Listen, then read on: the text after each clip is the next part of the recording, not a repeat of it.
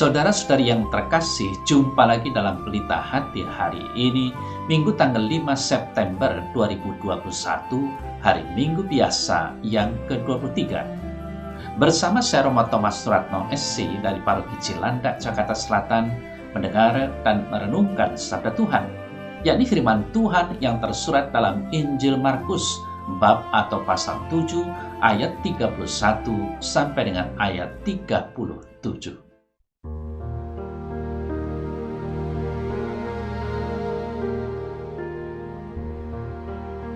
Pada suatu hari, Yesus meninggalkan daerah Tirus dan dengan melalui Sidon pergi ke Danau Galilea di tengah-tengah daerah Dekapolis.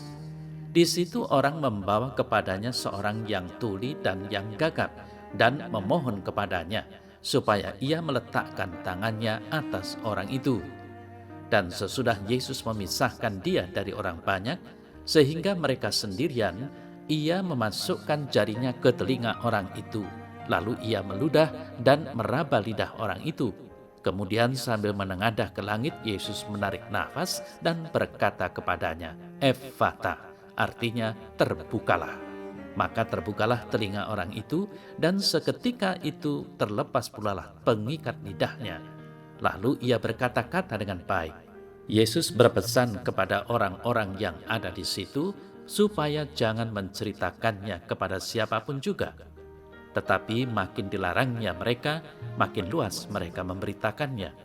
Mereka takjub dan tercengang dan berkata, "Ia menjadikan segala-galanya baik, yang tuli dijadikannya mendengar, yang bisu dijadikannya berkata-kata."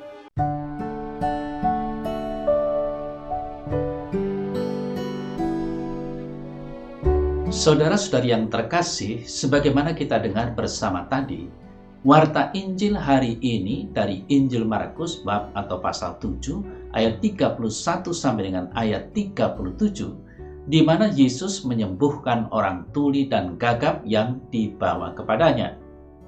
Prosesnya adalah Yesus memisahkan diri si penderita dari orang banyak. Yesus ingin berdua saja dengan si tuli dan gagap itu. Yesus memisahkannya dari orang banyak tentu saja karena dia tidak ingin memamerkan kuasanya.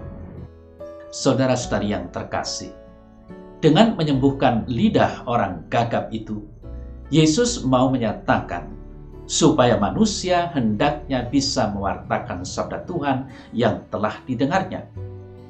Mendengar adalah sesuatu yang penting daripada berbicara. Tidakkah Yesus menekankan bahwa siapa yang mempunyai telinga hendaklah mendengar? Sedangkan Paulus berpendapat bahwa melalui pendengaranlah kita manusia dapat percaya atau beriman. Saudara-saudari yang terkasih, yang perlu diingat bahwa telinga kita memang menerima segala suara yang sedang tertangkap olehnya. Tetapi daya dengar manusia masih akan menyaring dan memilih apa yang kita sukai. Kita hendaknya selalu siap untuk mendengar, tetapi juga kemudian mewartakan karya dan kebaikan Tuhan yang kita lihat dan kita dengar itu.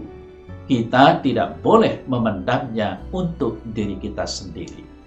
Saudara-saudari yang terkasih, tindakan Tuhan Yesus menyembuhkan dengan memakai ludah dan merabanya adalah untuk membangkitkan iman orang tuli dan gagap itu. Iman adalah sesuatu yang mutlak diperlukan. Tuhan Yesus sudah membangkitkan iman orang tuli dan gagap ini tidak lain untuk percaya kepadanya. Namun, saudara-saudari yang terkasih, satu hal yang perlu diingat bahwa Yesus melarang pemberitaan tentang dirinya. Tetapi sayang, mereka tetap saja melakukannya. Mengapa? Karena mereka sangat takjub. Yesus melakukan sesuatu yang tidak pernah mereka harapkan, atau tepatnya melebihi harapan mereka. Ketahuilah bahwa Yesus tidak tertarik untuk mencari popularitas bagi dirinya. Demikianlah juga seharusnya setiap pelayan Tuhan itu hendaknya tidak mengejar keuntungan diri. Pelayan itu sebaiknya bersifat personal karena dalam relasi tersebut ada perhatian dan belas kasih. Kalau kita perhatikan, saudara-saudara yang terkasih, banyak orang Katolik yang mampu dan bahkan sangat piawai berbicara tentang politik, tentang ekonomi, teknologi, dan sebagainya. Tetapi tidak mampu berbicara tentang imannya sendiri akan Kristus. Mengapa? Karena hati mereka kurang peka atau bahkan tuli, sehingga sangat wajar bila akhirnya mereka pun tidak mampu berbicara atau bersaksi tentang iman mereka sendiri, yakni iman akan Kristus Juru Selamatnya. Lalu bagaimana caranya, saudara saya terkasih, agar kita mampu bersaksi atau berbicara tentang Kristus? Tentunya harus belajar dari Injil. Dan di sana ada dua hal yang harus kita lakukan. Pertama, kita harus menyembuhkan hati kita yang tuli. Lalu yang kedua, setelah hati kita terbuka, maka kita harus segera belajar dengan mendengar sebanyak-banyaknya pengetahuan akan Kristus, dan selanjutnya diolah dalam hidup kita dan akhirnya diwartakan. Saudara-saudari yang terkasih, selain itu, apa pula yang harus kita lakukan untuk menyembuhkan ketulian hati kita? Pertama, kita harus bersikap rendah hati di hadapan Allah. Dan kedua, kita harus mengundang Yesus untuk menyerukan Efata atau terbukalah di dalam hati kita, sehingga hati kita pun dapat disembuhkan dari ketuliannya dan menjadi semakin terbuka akan sabda Allah. Semua hal itu hanya dapat kita peroleh melalui hubungan batin yang mendalam dengan Tuhan di dalam doa dan keheningan. Kiranya tidak ada jalan lain selain mulai berdoa kepada Tuhan. Saudara saya yang terkasih, ingatlah apa yang dikatakan Santo Hieronymus yang telah berjasa menerjemahkan kitab suci dalam bahasa Ibrani ke dalam bahasa Latin. Barang siapa tidak membaca kitab suci, ia tidak mengenal Kristus. Lalu dalam konstitusi dogmatik tentang wahyu ilahi juga menegaskan bahwa dalam kitab-kitab suci, Bapa yang ada di sorga penuh cinta kasih menjumpai para putranya dan berwawancara dengan mereka. Dei Verbum nomor 21. Karena itu, saudara-saudari yang terkasih, sekali lagi, tidak ada cara lain bagi kita selain bergaul mesra dengan kitab suci. Pergaulan yang mesra dengan kitab suci diwujudkan dengan kesungguhan hati untuk membaca dan merenungkan firman Tuhan. Dengan cara ini, kita akan mampu bersaksi dan berbicara dengan lantang akan Kristus dan kasih-Nya kepada dunia.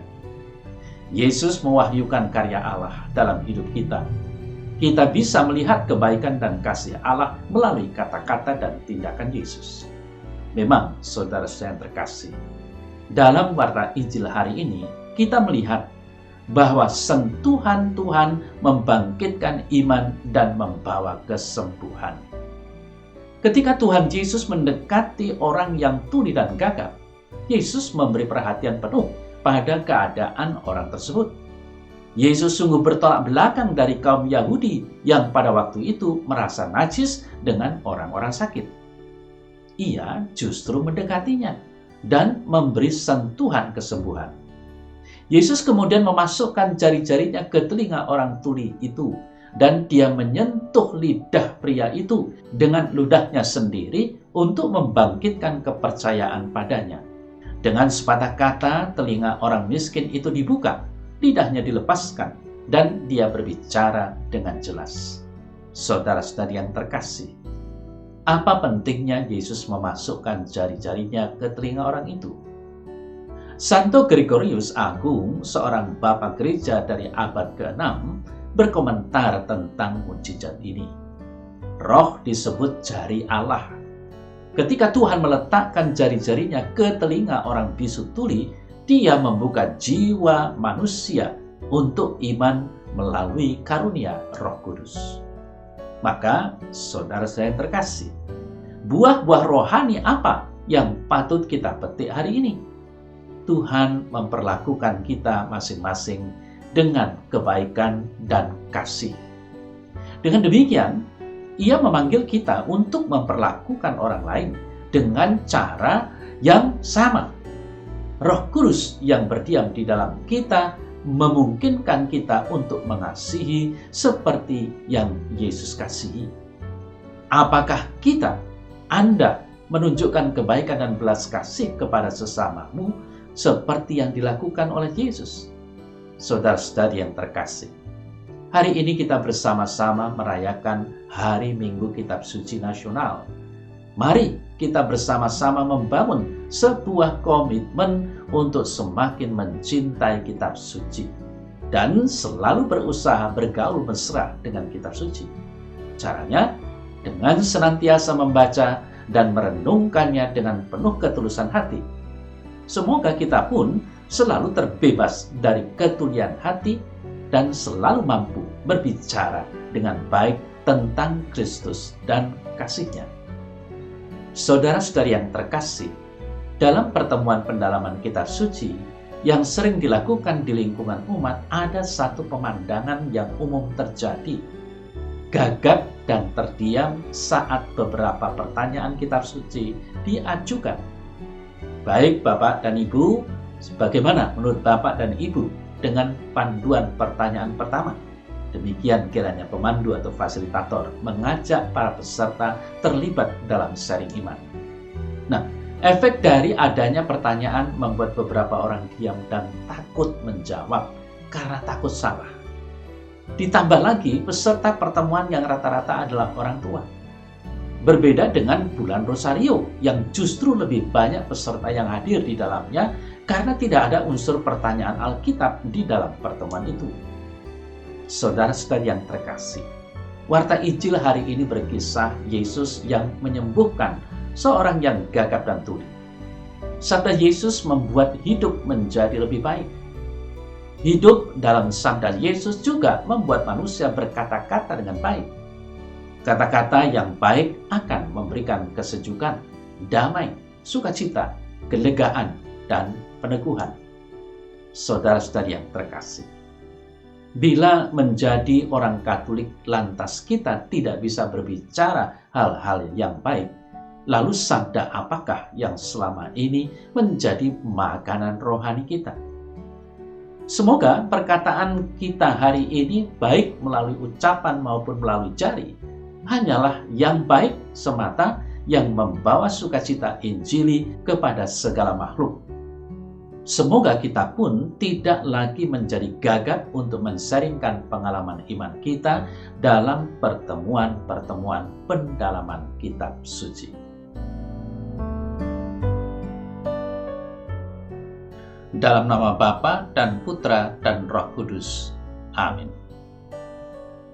Ya Allah Bapa yang Maha Rahim, bukalah mata dan telinga kami terhadap segala kebaikan yang telah Kau laksanakan melalui Yesus Kristus Putramu, sehingga kami dapat bersaksi bahwa semua yang dibuatnya baik. Dengan demikian, semoga semakin banyak orang mengimani Putramu itu, sebab Dialah Tuhan pengantara kami yang bersama Dikau dalam persatuan Roh Kudus, hidup dan berkuasa Allah sepanjang segala masa. Amin. Dalam nama Bapa dan Putra dan Roh Kudus. Amin.